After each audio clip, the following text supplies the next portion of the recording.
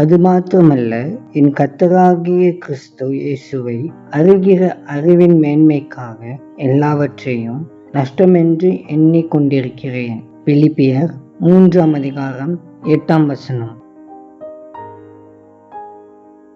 ஆண்டவராகிய இயேசு கிறிஸ்துவை அறிவதும் அவரை நேசிப்பதும் மனிதர்களாகிய நமக்கு கிடைத்த மிக பெரிய பாக்கியமாகும். அப்படியே தேவன் நம்மை அறிந்திருப்பதும் அவரால் நாம் நேசிக்கப்படுவதும் நமது மிகப்பெரிய மகிழ்ச்சி ஆகும். இதில் நாம் நினைவில் கொள்ள வேண்டிய முக்கியமான காரியம் என்னவென்றால், நாம் எவ்வளவு தூரம் ஆண்டவருக்கு நெருக்கமாக இருக்க விரும்பி அவருக்கு நம்முடைய நேரத்தை கொடுக்கிறோமோ அந்த அளவுக்கு நெருக்கமாக இருக்கின்றோம். தேவனுடைய நண்பராக மாறுவது என்பது நாம் முழு மனதாக அவரை விரும்பி அவரை நேசிக்க முடிவு செய்யும் போதுதான் தொடங்குகிறது. நம்முடைய ஓய்வு நேரத்தை மட்டும் அவருக்காக ஒதுக்க நினைத்தால் நாம் ஒருபோதும் ஆண்டவருடைய நண்பராக போவதில்லை.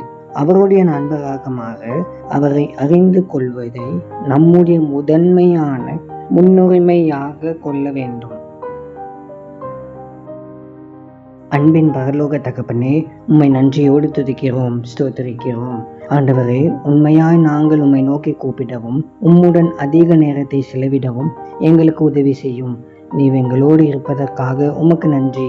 இந்த நாளின் தேவைகளை சந்தியும், சமாதானத்தையும் பாதுகாவலையும் தாரும்.